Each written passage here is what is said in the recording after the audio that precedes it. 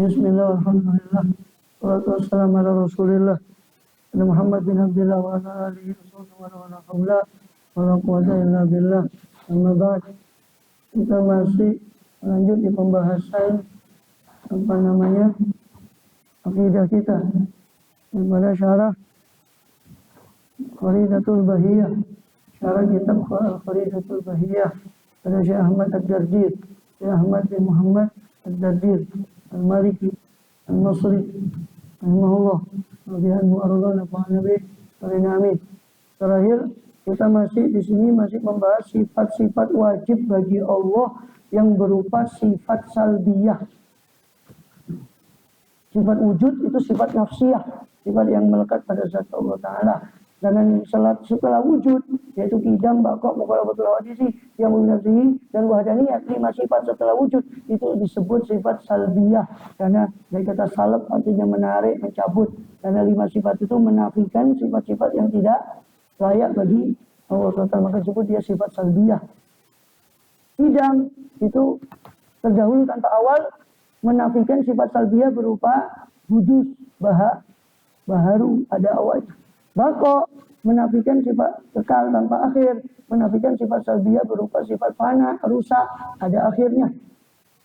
Ya, wujud tidak baqa'. Mukhalafatul hawadis, sama dengan makhluk, itu menafikan sifat salbiyah berupa mumatsalatuhu lil hawadis, sama dengan makhluknya. Mukhalafatul hawadis, yamuhu bi nafsihi, berdiri dengan zatnya sendiri, itu menafikan sifat salbiyah yang sifat yang tidak layak bagi Allah berupa ihtiyaju li ghairi, perlunya Allah kepada yang lain.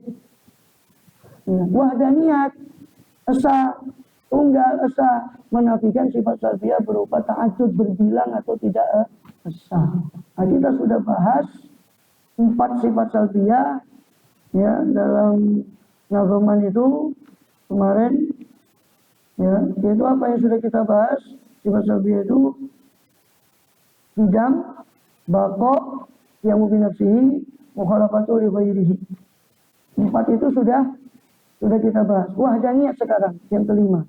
Wa khamisu sifati salbiyati, dan adapun yang kelima dari sifat-sifat salbiyah iku wahdaniyah. Itu adalah wahdaniyah. Wa ya ibaratun, wahdaniyah itu adalah ibarat an salbil kasrati, istilah. Wahdaniyah itu adalah istilah untuk salbil kasroh, untuk menolak kebanyakan, menolak banyak, menolak sifat banyak. Fidzati, dalam zat, dalam zat.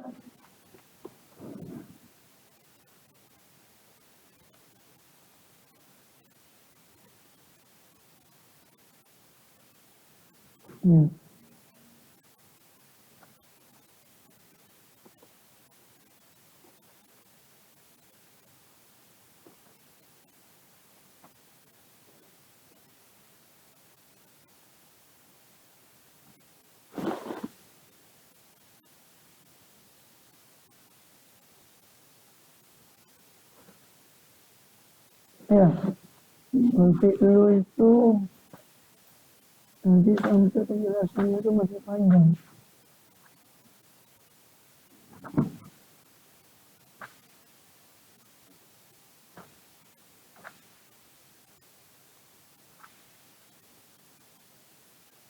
Nah, ini wal fi'lu laisa illa, at-ta'wilu laisa illa, al-fi'lu wa at-ta'wilu laisa illa Allah. Ya, itu istilah dari, jadi saya ulang, wahdaniyat itu ibarah, istilah ansal bil kasroh, untuk menolak sifat banyak, zat dalam zat, wasifat dan dalam sifat, wal af'al dan dalam af'al. Dalam zatnya Allah, sifat yang menolak sifat banyak dalam zatnya Allah, tidak mungkin zatnya Allah lebih dari satu, sifatnya Allah menolak banyak dari sifatnya Allah. Allah cuma punya satu sifat qudrat, satu sifat iradat, bukan 2 atau 3 sifat qudrat atau iradat. Wal af'al, menolak sifat banyak dalam af'al perbuatan. Bahwasanya semua perbuatan di jagat raya ini hakikatnya fi'lullah, af'alullah, perbuatan Allah. Ai adamul itsnainiyah, Ai ya, ai adamul itsnaini atau adamil itsnainiyah, ketiadaan keduaan. Ketiadaan keduaan. Isnain. Tembung seluruh. Fidzat dalam zatnya. Tiadanya keduaan dalam apa? Dalam zatnya Allah. Ai fi zati ta'ala. Yakni dalam zatnya Allah Ta'ala. Ittisalan wan fisalan. Baik secara hal bersambung atau terpisah. Ya. Bersambung ataupun terpisah. Maksudnya ittisal dan infisal bagaimana? Saya jelaskan dulu. Ya. Jadi Allah itu esa dalam zatnya ittisalan wa infisalan. Saya lebih nyaman menggunakan istilah esa ke dalam dan esa keluar. Walaupun ini pinjaman ya, karena sulit menggambarkan Allah Ta'ala. Karena bahasa sendiri adalah hasil budidaya manusia ciptaannya Allah. Hadislah Allah itu maha qadim. Gimana kita? Jadi terpaksa kita meminjam bahasa. Kalau saya lebih gak mau untuk memudahkan orang awam, biasanya saya jelaskan Allah itu esa ke dalam dan esa keluar. Esa ke dalam itu bagaimana?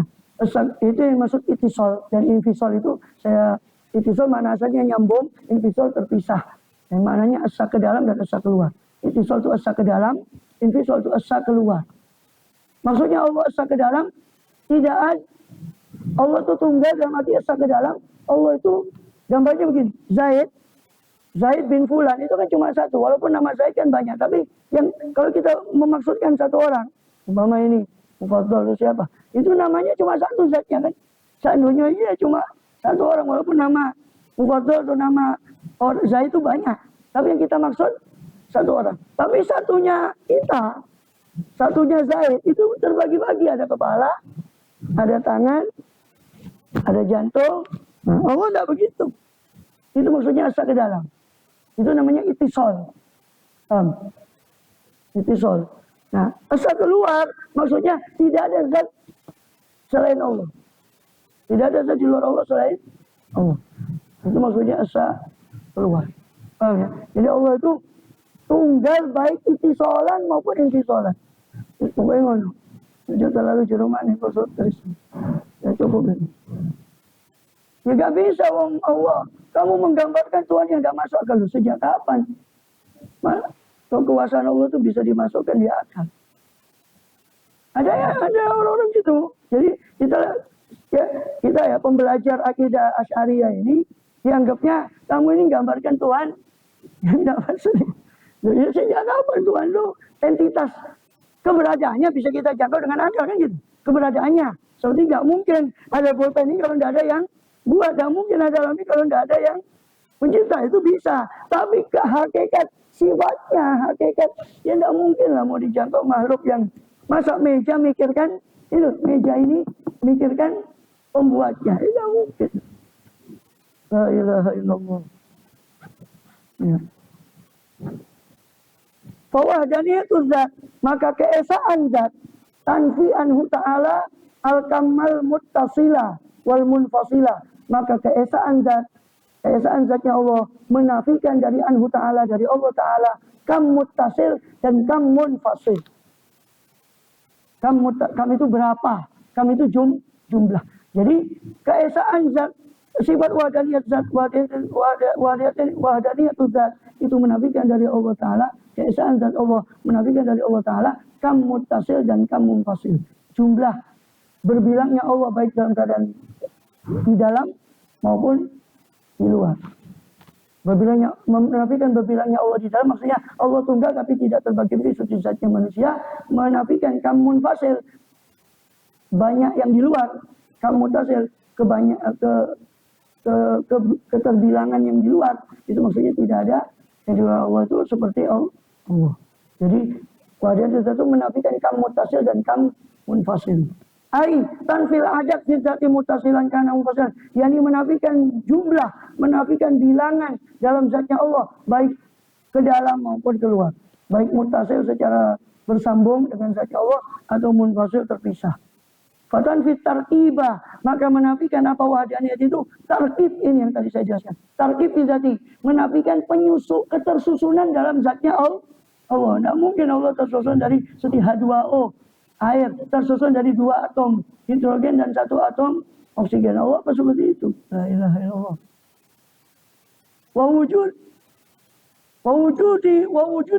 wujuda zatin ukhra, dan menafikan adanya zat lain yang tumatsilu zat, yang menyamai zatul aliyah, yang tumatsilu zatil aliyatah, yang menyamai zat Allah yang maha luhur. Sifat wahdaniyat Allah menafikan ketersusunan zat Allah ke dalam, menafikan keberadaan zat lain selain Allah keluar. Itu ittisalan wan fisalan. Ai innahu ta'ala zatu murakkabatu min ajza'in muttasilin ba'diha bi ba'din. Yani Allah Ta'ala itu laisat zatuhu, bukanlah zat Allah itu terdiri dari ajza, bagian-bagian yang muttasil, yang bersambung satu sama lain. Jadi manusia ada kepalanya, ada tangannya, yang semua bersatu, ada organnya. Wa illa lakana mumatsilan, sebab jika tidak demikian, jika Allah juga memiliki bagian-bagian seperti manusia, kana mumatsilan, berarti Allah menyamai lil hawaditsi terhadap yang baru, terhadap yang baru itu makhluknya. Minha itu tarkibu, menyamai dari sisi apa? Dari sisi tarkib, dari sisi ketersusunan. Fayaqaju ila man yuraqibu, maka berarti Allah memerlukan kepada yang menyusun. Kalau Allah tersusun berarti Allah memerlukan kepada yang menyusun. Sopo sing nyusun pangeran. La ilaha illallah. Wa huwa muhalun, dan itu mustahil. Walaysa lahu nadhirun fi dzatihi, dan tidak ada bagi Allah itu nazir, persamaan dalam zat, yang menyamai dalam zatnya. Atau sifatihil aliyah, atau adamil itsnainiyah, atau ketiadaan keduaan dalam sifat yang luhur, sifat-sifat Allah yang luhur. Ya. Tuqalibun lil ghairi wahdaniyah. Allah itu bukan untuk lil hawadisi, menyalahi yang lainnya. Wahdaniyah Allah itu esa fi dzati au sifatil aliyah. Allah itu esa baik dalam zatnya maupun sifatnya. Tadi sudah kita bahas apa esa dalam zat. Sekarang kita bahas esa dalam sifat. Allah itu esa dalam sifat itu maksudnya apa? Sama, ittisalan wan fisalan. Aidon, ittisal dan juga infisal. Wahdaniyah itu sifat, maka keesaan sifat tanfi anhu ta'ala, menafikan dari Allah Ta'ala al-kamul muttasil wal munfasil. Kam muttasil dan munfasil pihak pada sifat.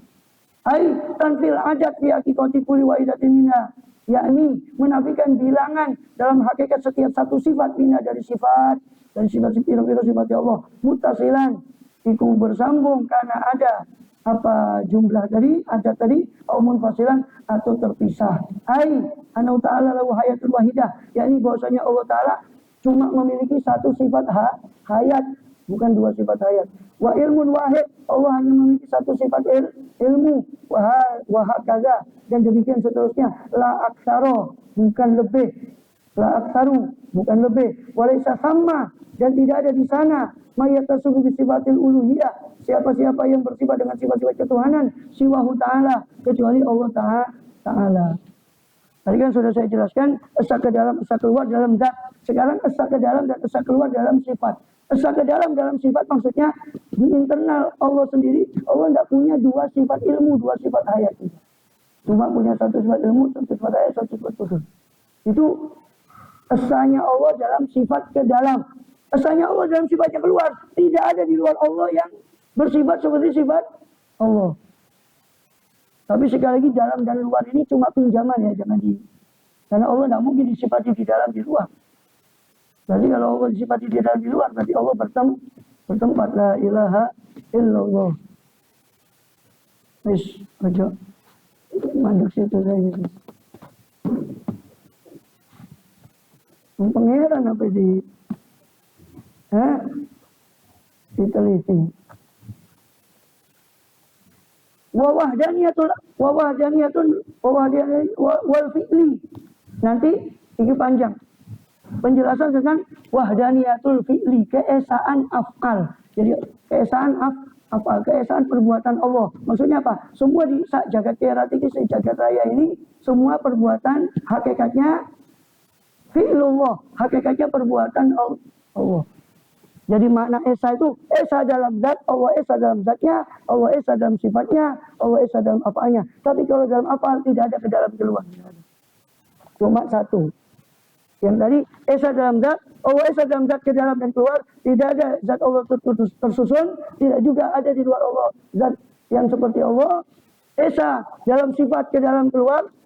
Allah tidak punya dua sifat hayat, dua sifat kudrat, cuma satu sifat hayat, satu sifat kudrat ke dalam keluar. Tidak ada satupun yang selain Allah yang memiliki sifat seperti sifat Allah. Muhammad itu karim, Rasulullah SAW itu karim, tapi Allah itu karim juga. Tapi hakikat cuma sama dalam nama, hakikat kedermawanannya jelas berbeda, cuma sama dalam merek namanya saja. Tapi sifatnya jelas tidak ada satupun yang menyamai sifat Allah. Esa dalam afal, maksudnya apa? Di jagat raya ini semua adalah hakikatnya af'alullah, perbuatannya Allah. Idza arada syai'an yaqulu lahu, apabila berkehendak suatu maka dia cukup mengatakan kun, semudah orang yang mengatakan jadilah maka jadi. Subhanallah amma yasifun, maha suci Allah dari apa-apa yang mereka sifati dan disifati oleh orang-orang yang tidak mengerti, orang-orang yang kafir dan fasik tentang sifat-sifat Allah. Wallahu alam. Nanti keesaan af'al pembahasannya panjang. Nanti kaitannya sama perbuatannya makhluk. Terus perbuatannya makhluk di mana? Nah itu nanti kaitannya sama perbuatan makhluk dan sebagainya. Itu kaitannya sama takdir macam-macam. Itu tentang af'alullah. Sampai situ dulu. Panjang nanti. Bahasanya itu masih bersambung.